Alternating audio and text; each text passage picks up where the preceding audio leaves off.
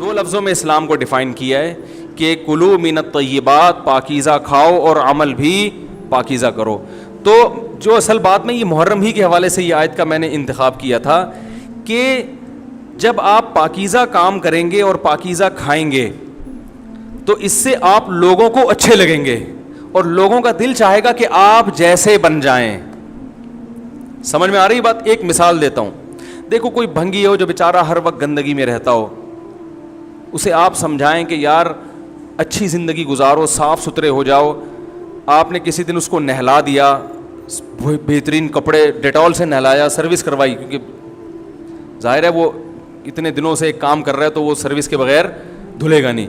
Service کروائی آپ نے اس کی, خوب نہلا دھلا کے اس پہ اسپرے چھڑک دیا آپ نے, اور 3 دن تک کنٹینیو یہی کام کیا, تو آپ مجھے بتاؤ اس کو برا فیل ہوگا یا اچھا فیل ہوگا؟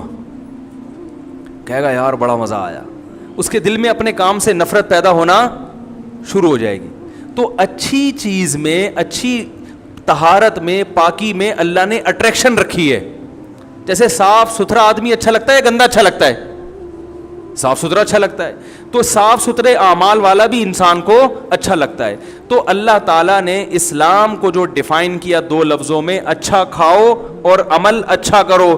کیا مطلب؟ ایسا کام کرو کہ غیر مسلم تمہاری طرف مائل ہوں کہ یار یہ بڑے اچھے ہیں. تو کوئی ایسی رسم اسلام میں جس کو دیکھ کر وحشت ہوتی ہو, اس کا مطلب ہے وہ اسلام, بولو بھائی, نہیں ہے. کوئی بھی آپ ایسا عمل کر رہے ہیں, لیبل اسلام کا لگا رہے ہیں, مگر اسے دیکھ کر غیر مسلم کو گھنٹوں گھنٹوں سمجھانا پڑتا ہے یہ کیوں ہو رہا ہے, اس کا مطلب ہے کہ یہ اسلام, بولو نا بھائی, نہیں ہے. تو آپ مجھے بتاؤ محرم میں جو کچھ ہو رہا ہے, کیا یہ غیر مسلم کو اسلام کی طرف مائل کرے گا؟ یہ عمل ہے بھائی؟ یعنی کوئی غیر مسلم اسے دیکھ کے مسلمان ہوگا کہ یار ماشاءاللہ بڑا زبردست اسلام ہے؟ افسوس ہمیں اس پر ہے کہ دیکھو جن کا مسلک ہے, جن کا فقہ ہے, وہ جو کچھ کر رہے ہیں انہیں کرنے دو. اپنے بارے میں یہ فیصلہ کرو کہ ہم سنی ہیں یا شیعہ ہیں. فرقے شروع سے چلے آ رہے ہیں نا, شیعہ اور سنی, ختم کرنا تو ممکن نہیں ہے. تو حضرت عیسیٰ علیہ السلام جب نازل ہوں گے تو تلوار کی زور سے تمام فرقوں کو ختم کر دیں گے. تو جو کام عیسیٰ علیہ السلام کا ہے وہ خود کرنے کی کوشش نہ کرو, جو حضرت مہدی کا کام ہے وہ خود کرنے کی کوشش نہ کرو. ہم کسی فرقے کو ختم نہیں کر سکتے, لیکن ہم اپنے آپ کو ڈیفائن کر سکتے ہیں. ہم یہ بتا سکتے ہیں کہ ہماری رائے میں صحیح کیا ہے. تو میرے بھائی, نبی صلی اللہ علیہ وسلم نے فرمایا 73 فرقوں میں سے ایک جنتی ہے. تو یا تو ادھر چلے جاؤ, یا بولتے کیوں نہیں, ابھی نہیں بول رہے تو پھر عمل کیسے کرو گے, یا تو پورے ادھر چلے جاؤ یا پورے ادھر آ جاؤ. مجھے خدا کی قسم اس پر کوئی اشکال نہیں ہوتا کہ شیعہ لوگ ماتم کیوں کر رہے ہیں, شیعہ لوگ یہ سب کچھ کیوں کر رہے ہیں, وہ جو ہے وہ مرثیے کیوں پڑھ رہے ہیں. مجھے اس پر اشکال نہیں ہوتا. ان کے دلائل ہوں گے ان کے پاس, ان کے علماء ان کو بتاتے ہیں.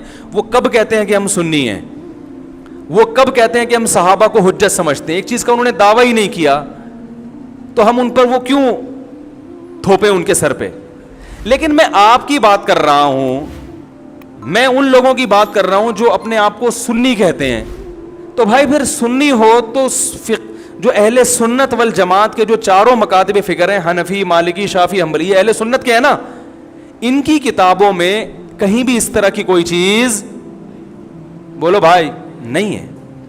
ماتم کرنا اہل سنت کے ہاں جائز نہیں ہے. نبی صلی اللہ علیہ وسلم نے میت پر چیخو پکار کرنے کو حرام قرار دیا ہے. نوحہ کو جو میت پہ رونا پیٹنا ہوتا ہے, گریبان چاک کرنا, اس عمل پر آپ صلی اللہ علیہ وسلم نے لعنت فرمائی ہے. صحیح بخاری صحیح مسلم کی حدیثیں ہیں. حضرت جعفر طیار رضی اللہ تعالی عنہ نبی کے سگے چچا زاد بھائی میدان جنگ میں شہید ہوئے, 4 بیویاں بیوہ ہوئی ہیں, چھوٹے چھوٹے بچے یتیم ہو گئے. آپ نے ان کی بیویوں کو زور سے رونے کی اجازت نہیں دی. اتنا غضبناک ہوئے, جب وہ باز نہیں آئے آپ نے فرمایا ان کے منہ پہ خاک پھینک دو. حالانکہ بیوہ ہوئی ہیں, قابل ترس ہیں, لیکن چیخ کے رونے کی اجازت حالانکہ وہ تو اہل بیت میں سے تھے. حضرت جعفر طیار ظلمن شہید ہوئے تھے.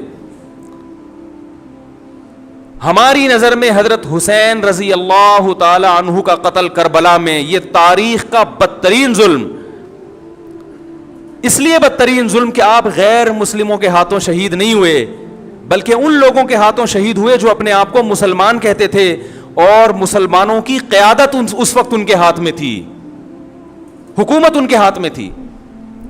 لیکن اس ظلم پہ اہل سنت والجماعت کے ہاں جو سنی ہیں ان کے چاروں مکاتب فکر کے ہاں نہ رونے پیٹنے کی اجازت, نہ نوحہ کرنے کی اجازت, اور نہ میرے بھائی ماتم کرنے کی اجازت. میرے بھائی آپ لوگ اللہ کا واسطہ محرم میں مرثیے نہ لگائیں. ہر گاڑی میں کوئی نوحہ چل رہا ہے, کوئی شیعہ ہے تو ٹھیک ہے وہ کرے, سنیوں پہ یہ کام زیب نہیں دیتا, کیونکہ یہ منافقت ہے. پتہ ہی نہیں چل رہا آپ ادھر ہو یا آپ ادھر ہو, آپ کا مسلک کہیں نہیں پتا چل رہا. ہمیں ایک مسلک کو فالو کرو. ہمارے ہاں محرم منحوس مہینہ نہیں ہے, ہمارے ہاں محترم مہینہ ہے, مبارک مہینہ ہے. امہات المومنین میں سے بعض کی اس مہینے میں شادی ہوئی ہے. ہم شہادت کو نحوست نہیں سمجھتے. 10 محرم پہلے سے مبارک تھا, حضرت حسین کی شہادت کی وجہ سے اور مبارک بن گیا, منحوس نہیں بنا. شہادت مبارک عمل ہے, منحوس نہیں ہے. ہم اس مہینے میں کالے کپڑے نہیں پہنیں گے, ہم اس مہینے میں خوشیاں منانے کو جائز سمجھتے ہیں. لوگ کہتے ہیں ان کو حسین سے محبت نہیں ہے. محبت کا جو طریقہ حسین نے بتایا اس طریقے پہ عمل کرنا حسین سے محبت ہے. جو طریقہ حسین سے ثابت نہیں ہے اس طریقے پہ محرم کو منانا یہ محبت کا طریقہ ہماری رائے میں نہیں ہے. سمجھ میں آ رہی ہے بات کہ نہیں آ رہی ہے؟ اور ایک میں وضاحت کر کے بیان کو ختم کروں. بھائی یہ کوشش کریں گے نا اس کی, محرم نہ منحوس مہینہ ہے, نہ اس میں بلائیں نازل ہوتی ہیں, اس میں خوشیاں منانا بھی جائز ہے, اس میں نکاح کرنا شادی کرنا بھی درست ہے. یہ جو مشہور ہے محرم کی شادی ناکام ہوتی ہے 100% غلط ہے. جو شیعہ حضرات ہیں وہ بچیں اس سے. ہمارے ہاں یہ بالکل اس کی اجازت ہے, آپ محرم میں نکاح بھی کریں, محرم میں آپ اپنے بچوں کا عقیقہ بھی کریں, آپ اس جو ہے جو بھی خوشیاں ہیں آپ اس کی کریں, تاکہ اسلام کا جو رخ ہے نا, اسلام میں کوئی مہینہ منحوس نہیں ہے, تاکہ غیر مسلموں کے سامنے کم از کم ہماری طرف سے جو اسلام پیش ہو وہ یہ والا ہو, ان کی طرف سے وہ والا ہو. غیر مسلم کے پاس آپشن ہو کہ بھائی دیکھ لو ان میں جو اچھا لگتا ہے وہ والا اسلام آپ فالو کر لو, لیکن آپ بھی ویسے ہی بن گئے تو پھر اسلام کا ایک رخ جائے گا ان کے سامنے. سمجھ رہے کہ نہیں سمجھ رہے؟ تو اس لیے یہ گھروں میں مرثیے نہ لگایا کریں. میتوں پہ نوحہ کرنا, غم منانا ہماری شریعت میں پسندیدہ 3 دن تک تعزیت ہے بس, اس کے بعد نہیں. اور عورت کے لیے شوہر کے مرنے پر 4 مہینے 10 دن عدت ہے.